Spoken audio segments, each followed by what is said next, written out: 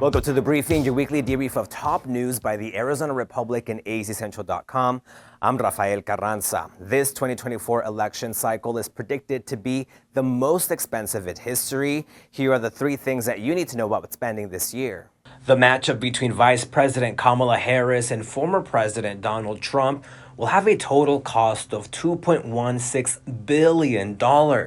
That's billion with a B, according to a report from Ad Impact, which has been tracking ad spending. From now until the November election, Democrats have reserved $296 million in ad spending, compared to $132 million by Republicans. It should be no surprise that the top two issues by far that voters are seeing in Republican ads are immigration and crime. Meanwhile, for Democrats, it's also crime, but more with a focus on Harris's experience as a prosecutor, as well as healthcare. At the state level, Arizona is fifth in spending among the 7 key battlegrounds. The presidential campaigns have spent nearly $60 million so far.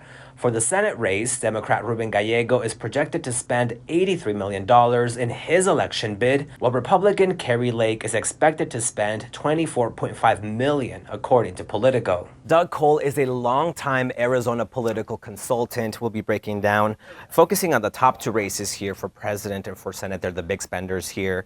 To start off, can you tell us, some of the most notable trends that you're seeing when it comes to this specific election campaign? Well, what's really upended everything, Rafael, is Joe Biden dropping out at a time where no one has ever done it before.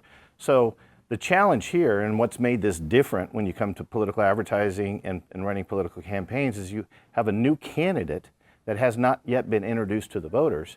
The big challenge here is for the Harris Walz campaign to introduce not only her, but also Governor Tim Walz of Minnesota, in a very compressed period of time. Everybody knows Donald Trump. I mean, he's been running since 2015. And how does that reflect, for example, in the spending?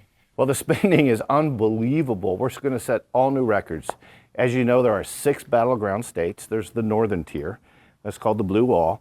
That's Michigan, Wisconsin, and Pennsylvania. And then you have the Sun Belt tier of states, the 3, which are Nevada, Arizona, and Georgia. And in those states, the reserves for television spending are just immense. I think even Arizonans have noticed it. For some time now, they're getting the text messages, they're seeing it on their websites, seeing it on YouTube, pretty much everywhere. It's inescapable at that point. How good are campaigns at getting votes, especially when it feels like they're reaching the point where they're everywhere and all the time?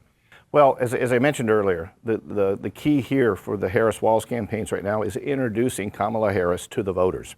So any good campaign starts with what we call bio ads. Who is this person? Where did they come from? What do they stand for? And what's their North Star?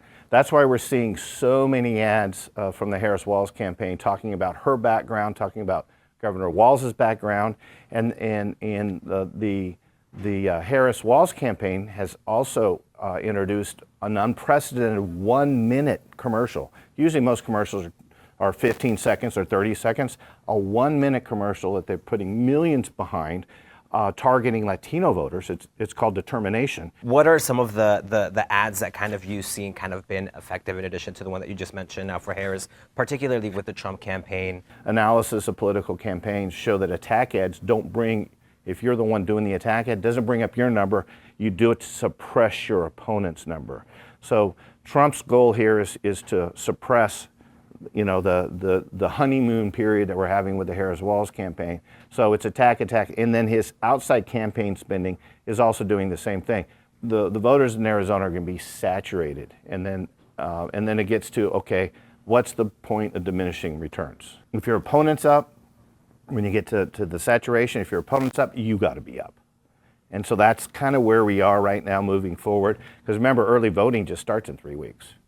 It's coming up. It's coming up. Yeah, it's coming up fast. Absolutely, and just two months left until the general election here in November. Thank you, Mr. Cole, for joining us. Appreciate your time. Yeah, thank you. For full coverage of the 2024 election, be sure to check azcentral.com or search for AZ Central on social media.